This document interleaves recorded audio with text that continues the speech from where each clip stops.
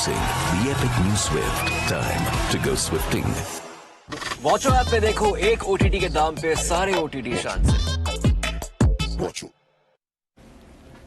Well, after months and months of patience and anxiety and curiosity, India have stormed into the final of the ICC Men's T20 World Cup. Back-to-back finals for Rohit Sharma, Rahul Dravid, the defending champions bow out. This time, India proved to be too hot for England. We look back at that game where 171 at halftime was more than enough. On a slow-turning Guyana surface, this is Maruti Suzuki Arena presents ESPNcricinfo TimeOut, powered by Dish TV Watcho. We'll see if it was turning or not. I'll ask the questions of Sanjay Manjrekar, Deep Dasgupta. We'll hear from Nick Knight shortly. You did say India had enough runs. They batted superbly. It would take something special from England. It didn't happen. Sanjay. Yes, I mean, the pitch looked tricky, and some of the innings that Indian batters managed to play, like Rohit Sharma showed his class, Suryakumar Yadav, Hardik Pandya with some of the shots that he played, and down the order, I thought, Jadeja's innings. So somebody had to replicate that from England.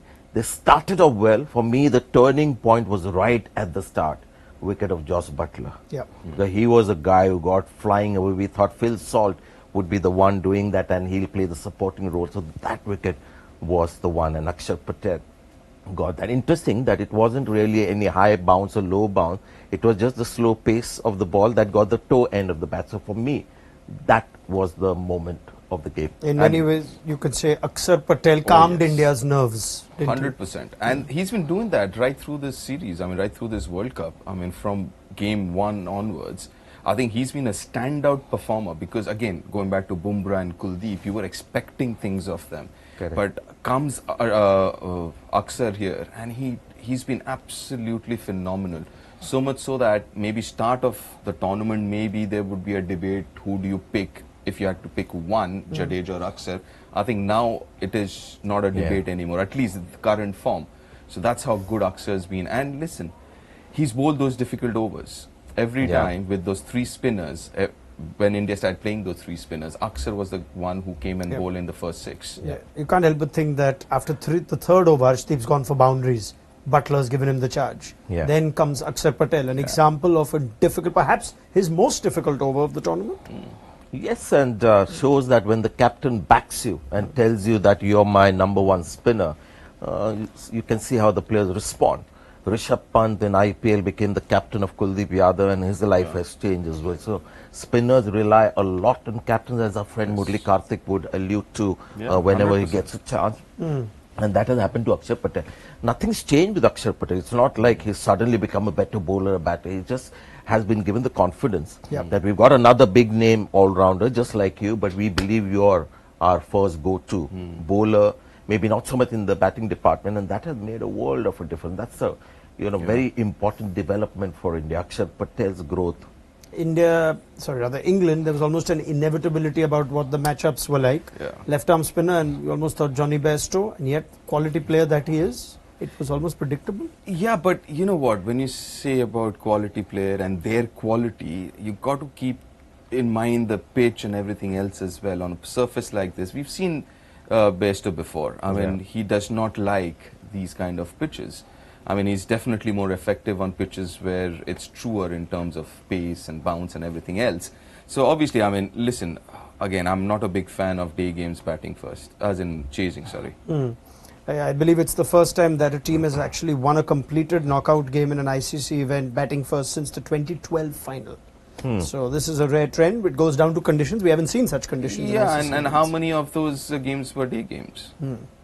So that's a point to consider. India's spin, if you count Axar and Kuldeep, 6 wickets, 8 overs, 42 runs. We thought England spinners bowled well and they were economical. India's spinners just killed this game off. See, even before the game started, when we looked at that England team, all of us believed that England wasn't the same. That was 2 years back. And India has become different, a much better T20 side.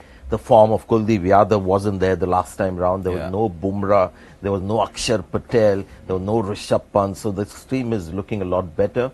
And something England have to do, especially with, their experienced players who've been around for a number of years. In World Cups, these people have to make a mark. People like Moeen Ali. I mean, When is the last time you've seen Moeen Ali play a blazing innings or, you know, make a match-winning contribution? Johnny Bairstow as well. I mean, this is the stage when you've got to show your wares, experienced players. And that's where England, you know, faltered today. They're big players, didn't just come to the party. Bumrah still plays his part. Oh, yeah. Phil Salt. Oh, yeah. That's, again, if you think about it, that wasn't a slower off-cutter. That was like a proper old-school off-cutter with pace on. And it's just phenomenal. I mean, the more you see Bumrah, I mean, when you expect that, oh, we've seen enough of him, he comes up with something new and something again to kind of surprise you. That particular delivery, just to come in and bowl fast off cutters and get that wicket. And that was so crucial. I mean, look at his numbers. I mean, we were talking about his numbers. Economy of 4 in this overall. tournament. Just And that was an expensive first over by those standards. Oh, yeah. Therefore, And that's why Butler's wicket was key, because he's somebody who would have maybe not rattled, but would have just put Bumrah off his game slightly. Two things there. We talked about this before the game began, whether Phil Salt should be going after Bumrah. Because sometimes you've got to be humble, and Bumrah is at a space where I don't think there is any batter in the world who can take him on. And he tried to take him on and was completely beaten. The great thing about his slow deliveries are they are pitched right up to the batter, where the batter sees, you know, here's a ball to be hit, slow in pace, and that's how he gets his wicket. If that slow ball was shorter, he wouldn't have got as many wickets. So again, champion bowler getting the champion wicket. Salt and Butler were the two key wickets. absolutely. And also the planning behind it. 2 fielders, square leg, fine leg, bowling the line, you know, the channel wicket to wicket. That's absolutely brilliant. And you know what? Every time you see him, his first over, and you know exactly what length to bowl, what pace to bowl, what variations to bowl. Because you can actually just depend on him in his first over. You just see him bowl and you know how the pitch is behaving, what you need to do, what line and lengths to bowl. Talking Nick about Knight, planning, we'll wait for him. He's not such a good sport. I mean, he should turn up, right? Even if England loses. Even if England did not. Some technical issues, let's afford him. Let's be gracious winners, shall we? Assuming you still identify with some love and affection for the team, I don't. Speaking of planning, Rohit Sharma, the captain, continues to leave an imprint. The use of Bumrah to bring him back for another over to get that Salt wicket, his spinners. There's always this thing, oh, they're going to Rohit because he's such a good captain. We're seeing that even in a big semi-final now. In T20 cricket, you can actually afford to play a player just as a captain and have maybe marginal sort of contribution as a player. Mahendra Singh Dhoni is an example. I mean, not this season, the season before that. And that is where I think everybody was okay to have Rohit Sharma, because he was the captain of the team. And maybe that was the main compelling reason to have Rohit Sharma as the captain. We saw today as well, Hardik Pandya, we mentioned if Jadeja has a good time out there on a pitch that's going to help him, he doesn't need to bowl Hardik Pandya. I don't think he bowled a single over. Bowled one, just one over. Yeah. So, I mean, captaincy has been impressive, not just from Rohit Sharma, a few others as well. Makram has been impressive. The two best captains. He's in the final, and Rashid Khan has been brilliant. Sure. He was in the semis. Let's focus on the first innings a little more and appreciate it now that we've seen both teams bat. True. And you said India batted superbly. And now we can see just how good the innings of Rohit, Surya and even Hardik. Let's start with Rohit. So this is where I think India is different from all other teams. They've got some dangerous players. And look at South Africa, David Miller, Hendrik Klaassen, you know, T20 batters. But can they play the kind of game that Rohit Sharma can play? You know, when the pitch is a little on the slow side, you know, to completely change his approach. Not even Hardik Pandya, because that's their skill set, the middle order hitter. Hardik is way above a Miller and and the shots they play, you know, what is staggering for me is not T20 batting with just the power. I mean, he drives Hardik Pandya over mid-off to a ball that is just about short of length. Suryakumar Yadav to a slow delivery at the very last minute, the moment the ball is in his body line, he just goes down and hits those kind of shots. So these are all very, very difficult shots to pull off. On a pitch today that was tricky, not too many batters around the world can do that. What we've seen is this perhaps is now the complete circle. I know there's one game left of the transformation from Adelaide 2022 to Guyana 2024, where even if the pitch is slow, nobody really dropped anchor. Yes, absolutely. And that's the key. Even starting from the last game, lost a wicket early. And even if you look at the past games, every time India's lost a few wickets. I mean, against Afghanistan, lost 2-3 early, Yeah. but then never dropped anchor, like you said. You know, there's always this positive intent. You know what? Even if we are 3 down, there is a very good reason why we are playing with 8 batters.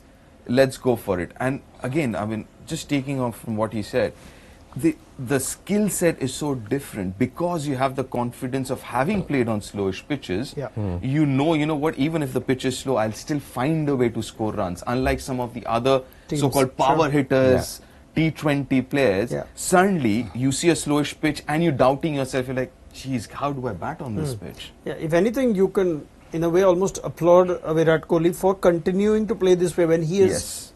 among the lowest Yes. run getters. It's so tempting, Big Semi, to Yeah. become the alpha again. But Yeah. he's buying into the team format. Yeah, and you got to feel for him. You know, I can't imagine that I'm saying that I feel a little sorry for Virat Kohli because this is not his game.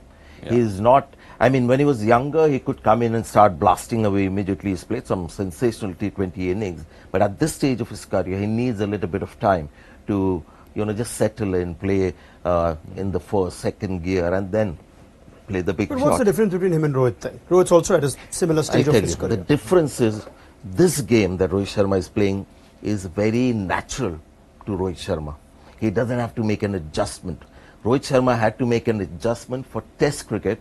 White ball cricket came easily to When him. you say adjustment, you mean mental adjustment or technical Technical as well. I mean, he's become a sensational opening batsman at the Test level. It's because he's changed his mindset, a technique close to the body. He's got patience. He's a completely different, beast when he's playing Test matches. But white ball cricket and T20 batting, he can, go to that kind of batting style very quickly. For Virat Kohli, at this stage of his career, Sure. it takes a greater effort. Virat Kohli as a Test batter today, far ahead of Rohit Sharma. 50 overs, he'll give you the runs. He can manage that. But T20 is the toughest format for him, especially at this age and stage of his career. And also, the criticism in the last few months regarding the strike rate and all does not help, because I don't know whether he feels that he has to Now go out there. overcompensating. I think that is happening. It's so clear that is happening. Yeah, so on a surface like this, your 135, 140 is not a bad strike rate, but somewhere it seems that he's trying to overcompensate and trying to play shots. But Deep, the danger is when you're batting first, and if he takes it upon himself to decide that 150 is a good score, and then you take time, then you are denying the others. Sure. For a Surya to that. Yeah. And Here one of- India are still utilizing all their resources in almost a- every game. Yeah. One of the biggest challenges when everyone was talking about Virat at 3 was, if Virat is at 3, then Surya is at 4. Your number 1 batter would come at 4, which is still doing. Yeah. But because of the way that the Indian batters are batting, you're actually using your resources. So Surya is actually playing a major chunk of those deliveries where you want him to bat, which is the middle I overs. think any sensible Indian fan would accept a lean tournament from a Virat Listen, Kohli if it means India winning. you know what? And he is The- 1 innings away from perhaps Yeah, and the playing point it in that the you final. mentioned, Yeah. I mean, you've got to give it to him that in this stage Yeah, of his yeah. career, Sure. he's decided to go against his grain and against this whole thing of runs and average and all of that, and just buy into what the team wants and play accordingly. Yeah, the shot that he played, Yeah. go ahead. And cross bat, he took, I mean, that was a high risk shot. Yeah. It's something Virat I- will never play Sure. if he's given a choice. Can I don't get a want little to- technical? We can, but I'm saying we'd rather focus Yeah, on the fair players that actually Yeah, have. yeah, fair enough. But we mentioned everyone's part in this. We spoke of Hardik Pandya's brilliant innings, and even though it's a short one, that's how these cameos are proving to be effective. Another fine cameo was that of Suryakumar Yadav. He is our Dish TV watcher, entertainer of the day.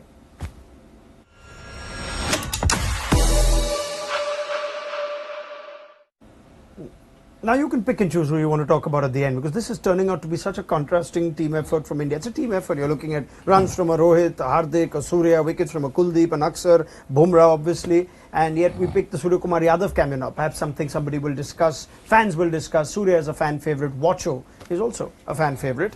Now let's look at how the Surya innings was special, and you can pick some shots also that perhaps no other mortal can play on these surfaces. Especially that that was a 4, right? On the as in Square fine leg, boundary. There was a 6 of Sam Curran that was square, and Yeah, he the, picked the, but the the scoop. scoop Yeah. on a slope face to get it over point. Yeah. And then he also has the sense against a spinner, I think it was Liam Livingstone, to just play a normal cut shot. Oh yeah. You know, just imagine the psyche of the guy. This one basically is keeping batting so simple. He just timed that for 4 runs. Sure. And again, his emphasis on batting is get the just try and find gaps. He's not seeking power. He's just looking to score runs. And you make the point, a higher percentage of 4s than 6s so that this means tournament. that he's not taking too many risks. Yeah. The thing to admire about Suryakumar Yadav is the consistency. For a guy who has a strike rate of 180 to 200, is pretty consistent, delivers virtually, I mean, for the last 3 years or 4 years, he's delivering virtually every game, and that is something that you've got to admire. And also the way he plans things. For example, Adil Rashid's first over, he comes in and he knows what he's going to do. So he wants to take him off the length, which he did. He bowled end of the day, he bowled 2 full tosses. Just paddle sweep. Just paddle sweep outside off stump. He missed the first one.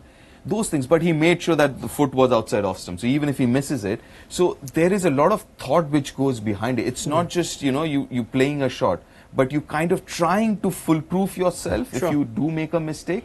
So all those things, the reason why it's so consistent is there is a percentage cricket involved in this, which from outside, because we are still old school, we might not find that kind of percentage. We're like, oh, that's a risky shot. But he finds percentages in those shots. You could sense also great game sense applied when the rain break came. You felt it came to India's detriment. And the 2 or 3 overs after that, we're thinking, should India take Livingston on? He's a part-time bowler, but it was sensible to not give England...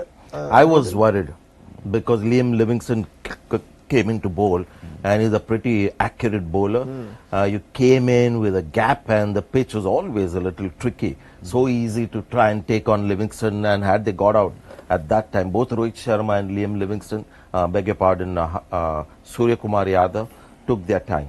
All right. And, there's just lots to admire in the way these guys are batting. It's not just about skill. There's a lot of, sensible things as well. Rahul Dravid had one issue with this Indian batting lineup, and that was that these batters don't sweep as much. Remember, there was a time when Indian batters weren't sweeping as much. But now you've got a Rohit Sharma who's leading by example, playing the sweep shot. Virat's been sweeping now. And now you've got Suryakumar Yadav, the king of the sweep shot. Ravindra Jadeja is sweeping Jofra Archer also these days. So that was fun to watch. But Suryakumar Yadav, wonderful little cameo, excellent partnership of 73 with him and the Indian captain. And therefore Surya is our Dish TV Watcher Entertainer of the Day. Now let me also remind you that with Dish TV Watcher you can get 19 OTTs like Disney Plus, Hotstar, Z5, Sony Live and more at the price of one plan starting at just 229 rupees only. Enjoy your favorite content on the screen of your choice, TV, laptop, mobile and tab. Download the Watcher app now. This is one of the things I love in the show, the subtle commercial sort of plug-ins. Brilliant. That is how we can afford the best. But I love the subtlety. All right. We await the presence of Nick Knight, which might be a little challenging in some technical issues, but we'll hear from Nick from an England point of view. I'll just have a quick comment from both of you. We need not get into too much detail. We'll have Nick Knight have his views on basically he wants England. short answers. Huh? Yeah, well, England, defending champions. There were ups and downs. And I think Andrew Miller, UK editor, wrote that you could argue that that tournament was effectively about bossing the associate nations. They lost to Australia, they lost to South Africa, they beat the West Indies, but they've also quite comprehensively lost to India. At the back of what happened at the ICC ODI Men's World Cup, there will be questions asked about this potentially aging team. How would you rate their tournament, and what do you see happening immediately after this? See, before the game began, we all felt, and we couldn't put a finger on why we're saying this, that England is not the same side it was 2 years back. And with Ben Stokes missing, that X factor or the edge that they get with his leadership and, batting, bowling makes them a slightly weaker team. I think it's going to be simple. There's plenty of T20 talent in that England setup. They have to move on from certain players, the obvious guys that have been around for a long time. And then finally, when the senior players, the big name players aren't delivering in the marquee tournament, that is the time you sort of start looking beyond. And if they do that, I think England will be fine because they play so much of this kind of cricket, the T10. They'll find players. I just hope they don't go back to that period where, that they had the talent and just but didn't have a champion sort of mentality, because today It was a performance that reminded you of old England. And there are so many great, talented players on their bench. There's Will yeah, Jacks, there's Ben Duckett, there's a lot of good players. There's a lot of good players. And listen, I mean, they're playing test match cricket like T20 now. So I don't think they'll ever have an issue with T20 players. But couple of things I'd say is something that Nick mentioned in the pre-show. They've got to assess and figure out whether this leadership group is the right leadership group or not. Josh Butler captain, Mott the coach, whether this is the right group to take this team forward. I wouldn't be surprised if we hear from Butler in the coming days. What he makes of his leadership do we think of Butler as captain? Because we are talking about some good captains making a difference. Is Butler making a difference as a captain? Maybe not. There's also an argument to be made on whether they can get more years out of Butler the batter, which is still very much Today again. Just relieve him. So one thing they have to assess is that bit, the leadership bit, because that's a very important part of, and especially T20, because it's a captain-driven format. So you need to have that right person at the helm. So one is that. Secondly, obviously these surfaces, the moment it becomes a slowish surface with more for the bowlers, suddenly that brand of cricket you've got to becomes very tricky. Whether it's still applicable or not. So, and you could see it from... They have batters with more craft, perhaps. Exactly. And suddenly, you start with that same old mindset, okay, let's go hard with an extra batter, and suddenly they realize, you know what, maybe not. But the only team has made that adjustment or shown the softer skill is India. That's true. South Africa is still playing, with hard hands and struggling. Australia, maybe one or two players. Travis Head has that ability, not too many others. So it's a problem with all T20 batters around the world. It's suddenly like they've been offered a completely different surface to bat on. But the other thing is, if you think about it, it's very rarely you come across surfaces like these in T20, right? I mean, you can call this as an aberration. You go back to, again, next 2 years, you see again 180, 200 kind of surfaces. We will never see these surfaces in a T20 World Cup in India. We will only watch evening games in India. Dew will come in or whatever. So this is a bit of an aberration. Once every 15 years, we send the T20 World Cup to the Caribbean. So, all right, we keep that at the back of our minds. But the defending champions bow out, and Josh Butler gracefully at his post-match comments, if I may just read out, says India outplayed us. We let them get about 20 too many. India look like they're outplaying most oppositions. These wins over Australia and England gives them great confidence, and you can catch thoughts on the preview, which I will save. Let there be some suspense with our fine panel here on the preview. But let me just get a quick word in, which I will do after a rapid fire review. So on the finals, you can just get your thoughts together. Rapid fire review time, shall we, of the second semi-final? And let's get cracking. I will start with you, Sanjay Manjrekar. Have India shown themselves as the most complete bowling attack of this World Cup? 20 seconds. Yes, and the kind of pitches that we have in the West Indies, they have bowlers you'll revel. They've got the best bowler in Bumrah. Although I believe, Arshdeep Singh is somebody they'll have to manage. But because the spin quality is so great, they are not that dependent on their seam department. So if the seamer is not having a good day, the spinners will make up for it. Deep Dasgupta, Axar or Kuldeep, which spell stood out more and why? 20 seconds. I'll go with Axar. I think that wicket of Josh Butler and then, coming and bowling in the first 6, bowling those difficult overs. I mean, as well as Kuldeep bowled, but I think Axar's spell stood out. All right. He's got 8 seconds. Can I add? No. I think Axar has got that X factor, and that has made a huge difference. You can have your own question now. I might feel like chopping off a few seconds for you, but we're not reducing overs or time today. What explains England's batting meltdown on a pitch where India made 171? Sanjay. One is actual ability, the kind of ability that Rohit Sharma, Suryakumar Yadav and Hardik Pandya have. Butler was a key wicket. Saul's naivety to try and take on Bumrah wasn't great. I don't like Sam Curran in this England team. Moeen Ali, not the same player. So ability in the end wasn't just good enough. Deep Dasgupta, 27 of 28 in Adelaide and 57 of 39 in Guyana. Is this a sweet redemption arc for Rohit, the batter and captain? Oh yeah, 100% yes. And I think it took it upon himself to change the mindset and change the whole, the way that India played T20 cricket. And I think it's extremely sweet, I'm sure, this result for Rohit and Team India. All right. Back to you, Sanjay. Were the pitches we saw in both semi-finals worthy of the occasion? The first semi-final, the second half when South Africa was batting was embarrassing. And I think, as I've said before, ICC owes an apology to fans, channel partners for the kind of pitch that was provided, because that is one of the easier controllables, getting a pitch right. And even this one, we had a couple of balls almost shooting along the ground. So this is also not the ideal kind of surface. So disappointed, yeah. All right, and you can both have a crack at this. Will India's 11-year wait for a senior ICC trophy end on Saturday? Deep. I think so, yes. I mean, the way India has been playing and kind of conditions that we have here in the Caribbean, I mean, it suits India to the T, whether it's batting, whether it's bowling resources that India has, batting resources, obviously South Africa's unbeaten as well, but I think if you think about a convincing team so far, it's India. If South Africa win, for me, that will be a shocking result. Very well. And now let's quickly take some fan comments and questions as well. This is interesting from Naveen, and I'm glad it's brought up. We're just hoping, I think Nick Knight could join us any second. Let's oh, wow. Yeah, we'll have a quick chat with him. But did England lose it at the toss by bowling? Yeah, I'd say to a great extent, yes. Yeah. I mean, as much as England's strength is chasing, but I think you've got to look at the conditions and say, you know what, maybe not today.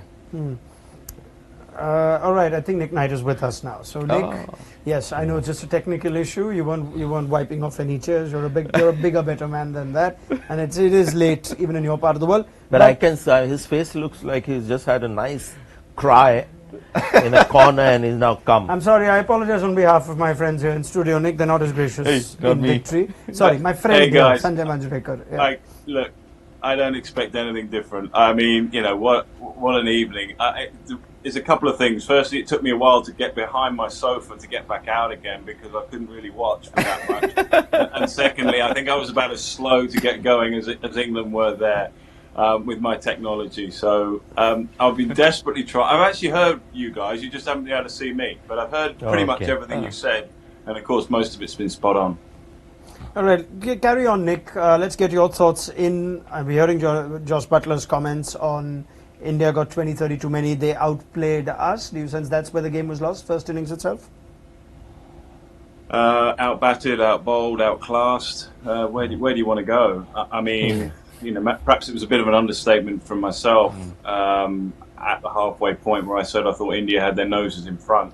I mean, I think the one thing we all knew, to be honest, was that once the spin came on in the middle overs, it was going to be hard. It's kind of England's nemesis. They were always going to be struggling on that surface.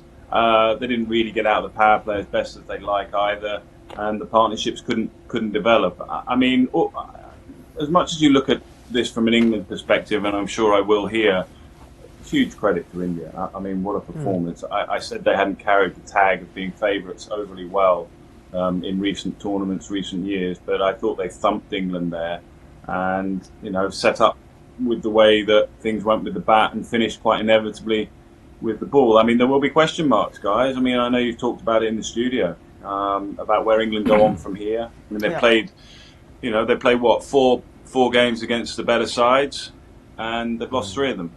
And that I think is where England have to be quite clever about the way they analyse this tournament, because you can look at it and say, well, we got to the semi-finals, it's not the end of the world. Defending champions, I think that's absolutely bare minimum. And also, their route through to the semi-final, albeit with rain-affected games and tension and nerves around some of that, it's been a pretty straightforward run through to the semi-final. So when England look ahead, well, they have to take into consideration what they've just seen over the last few weeks, what they saw in India in the 50 over World Cup. And I think they have to make a really good decision on the way forward. Is this the right captain, management team to take this group of players who will essentially, there will be some changes. It will be freshened up for sure, but essentially still a good number of players that will take this side forward. So that is going to be a big topic of discussion over the coming weeks for sure. Where do you stand on that, Nick? Do you sense Josh Butler will continue as captain? It's a good question. I think if he really wants to, then I don't see any reason why not. I mean, with all these things, it's an easy thing. A tournament comes to an end, a major tournament, and we as pundits and people at home are all sitting there going, well, we need change, we need to change this needs to change. Who else would do it? You know, who would be the guy to come in and do it if he didn't do it? So you always have to have a bit of a kind of leadership plan moving forward. I'm not sure that's straightforward for starters. I don't think there's a question mark over Josh Buttler not being able to find his best form as captain. I don't think you could say that the captaincy's burdened his form. Sure. That would be 1+ for Buttler. You know, clearly he's taken over from Owen Morgan, who is just a special leader, has a great feel for the game. I always feel with Josh that feel for the game is something that's still, you know, he's still trying to get better at. He's still trying to, you know, get the concepts of that a little better. And you know, Morgan was just so good at it. So it gets highlighted a bit when one takes over from the other. If he wants to do it, I think he should probably carry on doing it. If he doesn't, then no problems with him moving aside. And Nick, quickly, enough talent coming through the ranks. I hope we are not going back into that phase where England were, you know, stopped delivering on the big stage in the final rounds. Enough ability waiting to take over. Yeah. But my point to you, Sanjay, is a slightly different one in answer to that question. And I go back to what we said at the start when we set the show up. We were talking about before the game. There's talent there, all right. But the environment is absolutely crucial to help that talent flourish. And that is my point. That I'm sorry if I keep going over it, but I so strongly believe in that. There is talent out there. There's always been talent out there.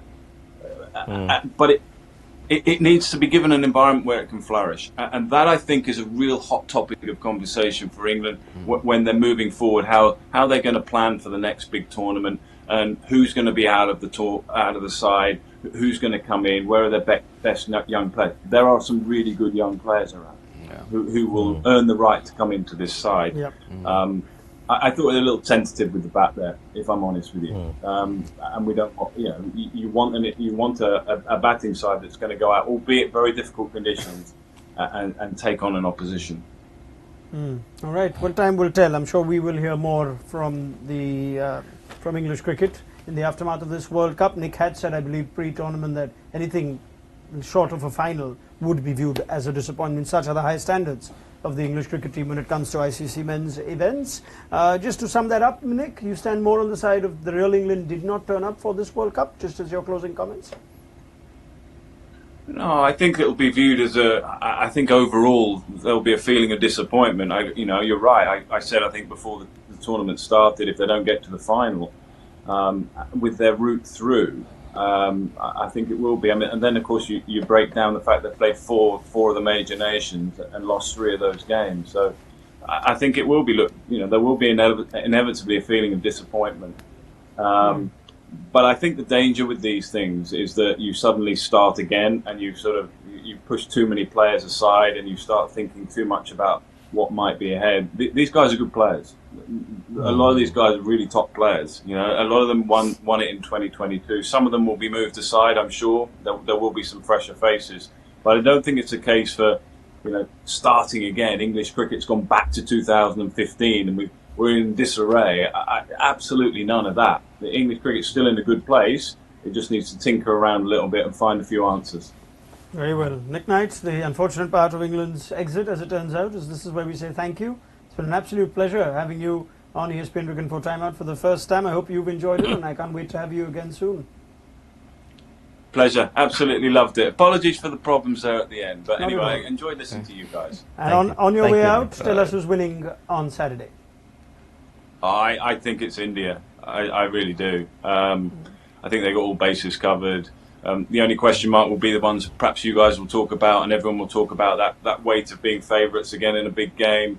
I do think South Africa have been probably the one side outside of India that have benefited massively from the IPL, and a good number of their players are so much better now at playing spin. They have so many better options, so they're going to challenge India's spinners on what we think will be a pretty good surface. And also, I think the thing with South Africa, just whilst we're on it, this tag of the choke and this tag of what's happened in the past, I'm not so sure that this group of players feel that baggage. I genuinely believe that. I think that's previous generations' baggage. I don't think they have it. So I think there'll be potentially a bit more freedom with the way that they play. And also, I don't think some of their players have played their best. I mean, Henrik Klaassen's not played his best in the tournament so far. If he has a good day out, be wary. But I think overall, with all that said, India will be too strong. Nick, thank you very much for your time and your thoughts. Take care, and we'll see you again very soon. See you soon, Nick. See you. Thanks. Sanjay Manjrekar, Dasgupta, Pleasure. I'd love to chat Thanks. more on the final, but we don't have much time before we need to talk about that anyway, and I will enjoy your company for that. Our recorded preview will be caught. It's also 2:10 in the morning, so let's put everyone to rest for now. Thank you very much for your time and your thoughts, gentlemen. Thank you. It is the two unbeaten teams that march into the final of the ICC Men's T20 World Cup. India will take on South Africa. Both teams desperate and waiting so long for silverware. Should make for a cracker in Barbados. Let's hope the weather stays good. The forecast is for now. Join us for build up on that on Maruti Suzuki Arena presents ESPNcricinfo TimeOut, powered by Dish TV Watcher. Do download the mobile app. Sanjay and Deep's thoughts in the English and Hindi previews will be covered there. And one more to go to crown the champions of this year. For now, the story is India, who march into the final, and they will play South Africa. Good night.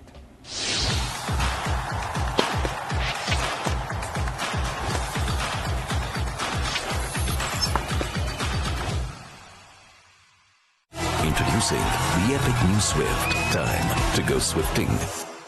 वॉचो app पे देखो एक OTT के दाम पे सारे OTT शान से। Watch